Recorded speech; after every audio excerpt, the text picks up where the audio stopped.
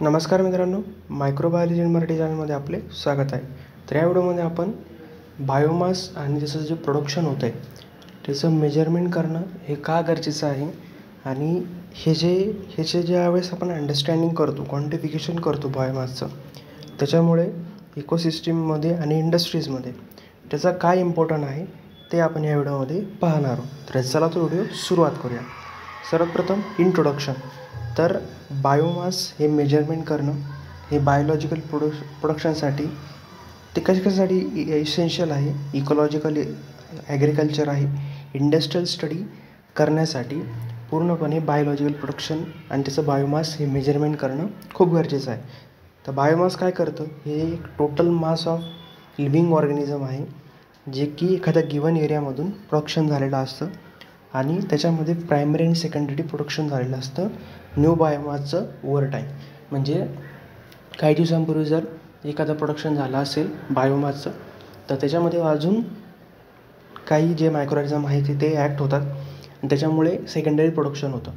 आणि काही मायक्रोऑर्गॅनिझम त्याच्यामध्ये जर आपण ॲडिशनल ॲड करत राहिलो तर मग प्रायमरी प्रोडक्शन, सेकंडरी प्रोडक्शन हे होत असतं. तर मग हे जे बायोमास मेजरमेंट करणं हे का गरजेचं आहे, इकोलॉजिकल ॲग्रिकल्चर आणि इंडस्ट्रियल स्टडी करण्यासाठी हे इसेन्शियल मानलं जातं. त्याच्यानंतर आता आपण पाहूयात अंडरस्टँडिंग द इकोसिस्टीम फंक्शनिंग. तर बायोमासमुळे इकोसिस्टीममध्ये काय फंक्शनिंग ऑकर होतात आणि काय बदल होतात ते आता आपण पाहूयात. तर पहिल्यांदा आहे एनर्जी फ्लो. तर बायोमास हा डायरेक्ट इंडिकेटर असतो जो की बायोलॉजिकल सिस्टीममध्ये एनर्जी स्टोअर करण्याचं काम करतो. तसंच ट्रॉपिक डायनामिकमध्ये ज्या वेळेस जे काही ऑर्गॅनिझम आहे त्याचा फूड चेनमध्ये कसा रोल आहे ते इव्हॉल्वेट करण्यासाठी, डिटरमाइन करण्यासाठी याचा वापर केला होतो. म्हणजे काही जे मायक्रोऑर्गॅनिझम आहे ते प्रोड्युसर पण असतात, काही कन्झ्युमर पण असतात आणि काही डिकम्पोजर पण असतात. तर मग प्रत्येक रोलमध्ये, प्रत्येक फूड चेनमध्ये हे जे मायक्रोऑर्गॅनिझम आहे त्याचा रोल काय आहे त्याचं इव्हॉल्युशन करण्यासाठी हेल्प करण्याचं काम जे बायोमास आहे ते करत असतं. तसंच न्यूट्रिएंट सायकलिंग. तर मग किती प्रमाणामध्ये जे न्यूट्रिएंट आहे ते ॲब्सॉर्ब झाले किंवा यूज झाले किंवा रिसायकल झाले इकोसिस्टीममध्ये, तर ते कॅल्क्युलेट करण्यासाठी किंवा तो डाटा आपल्याला शो होतो की न्यूट्रिएंट सायकलिंग ही होते, प्रॉपर होते, तो डाटा आपल्याला याच्याद्वारे समजतो. त्याच्यानंतर दुसरं आहे ॲसेसिंग प्रोडक्टिव्हिटी. तर प्रायमरी प्रोडक्टिव्हिटीमध्ये जे काही प्लांट्स आहेत किंवा फोटोसिंथेटिक ऑर्गॅनिझम आहे ते कसं सोलर एनर्जीला केमिकल एनर्जीमध्ये कन्व्हर्ट करतात ते मेजरमेंट आपण याच्यामध्ये करतो. सेकंडरी प्रोडक्टिव्हिटीमध्ये जे हार्बिव्हरस आहे किंवा कार्निव्हरस आहे ते प्लांट बायोमासचं ॲनिमल बायोमासमध्ये कसं कन्व्हर्जन करताय ते याच्यामध्ये मेजरमेंट केलं जातं.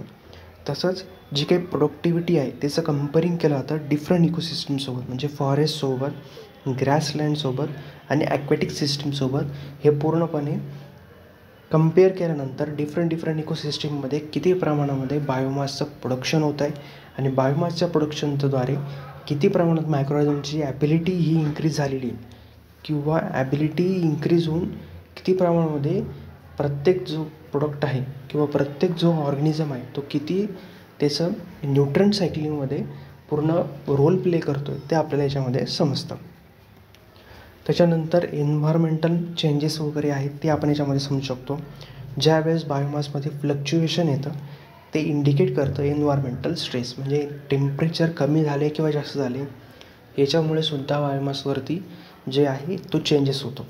तसंच पोल्युशनमुळे होतं, डिफॉरेस्टेशनमुळे होतं, क्लायमेट चेंज झाला आहे. म्हणजे क्लायमेट जर आता सध्याला पावसाळा चालू आहे तर मग अचानक जर जास्त ऊन पडलं तर त्याच्यामुळे सुद्धा याच्यावर परिणाम होऊ शकतो.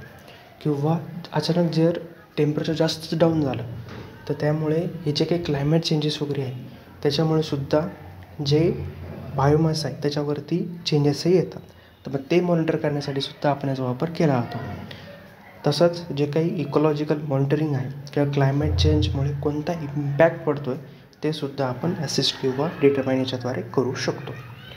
त्याच्यानंतर ॲग्रिकल्चर आणि इंडस्ट्रियल ॲप्लिकेशन काय आहेत, तर क्रॉप इल्ड एस्टिमेशन, म्हणजे बायोमासमुळे जे काही इल्ड आहे किंवा प्लॅन हार्वेस्टिंग आहे ते किती प्रमाणामध्ये आपण आधीच प्रेडिक्ट हे करू शकतो. तसंच बायो एनर्जी प्रोडक्शनमध्ये जे काही ऑर्गॅनिक मॅटर आहे त्याचं किती पोटेन्शियल आहे रिन्युएबल एनर्जी सोर्समध्ये यूज करण्यासाठी ते आपण डिटरमाइन करू शकतो. तसंच इंडस्ट्रीजमध्ये बायोमास मेजरमेंटमध्ये जे मायक्रोबियल ग्रोथ आहे किंवा प्रोडक्ट यील्ड आहे ते मेजरमेंट करण्यासाठी ऑप्टिमाइज करण्यासाठी आपण याचा वापर केला जातो.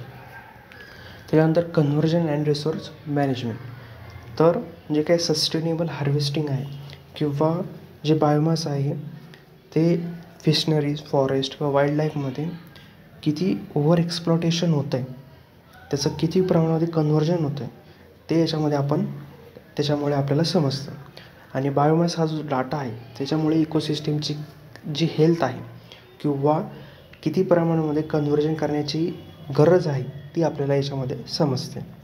त्याच्यानंतर मॉडेलिंग अँड रिसर्चमध्ये जर आपण पाहिलं, ह्या बायोमासच्या पूर्णपणे प्रोसेसद्वारे, प्रोडक्टिव्हिटीद्वारे याच्यामुळे आपल्याला इकोलॉजिकल मॉडेल तयार होतं आणि जे काही कार्बनचं जे काही इस्टिमेशन आहे ते आपण इस्टिमेट करू शकतो.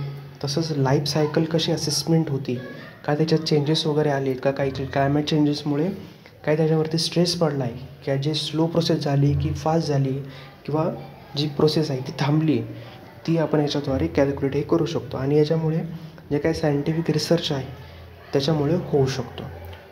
त्याच्यानंतर कन्क्लुजन जर विचार केला, हे बायोमास मेजरमेंट करणं का गरजेचं आहे ते आत्ता आपण पाहिलं. म्हणजे जे नॅचरली ही जी प्रोसेस आहे ती कशी मॅनेज केली जाते किंवा ह्युमन इन्फ्लुएन्स सिस्टीममुळे त्याच्यावरती काय परिणाम झालेला आहे किंवा प्रोडक्टिव्हिटी इन्क्रीज झाली आहे की डिक्रीज झाली आहे. त्याच्यानंतर जे काही ॲग्रिकल्चर अँड इंडस्ट्रियल प्रोसेसेस आहे ते ऑप्टिमाइज झाले की नाही, ह्या डाटामुळे जे काही सायंटिफिक प्रोग्रेस आहे ती इन्फॉर्म होते आणि याच्यामुळे आपण अजून त्याच्यामध्ये डेव्हलपमेंटही करू शकतो. तर या व्हिडिओमध्ये आपण बायोमास आणि प्रोडक्शनचं जे मेजरमेंट आहे ते का गरजेचं आहे ते आपण डिस्कस केलं. जर तुम्हाला माझा व्हिडिओ इम्पॉर्टंट वाटला असेल नक्की व्हिडिओ लाईक करा आणि चॅनल सबस्क्राईब करायला विसरू नका. चला भेटूया पुढच्या व्हिडिओमध्ये.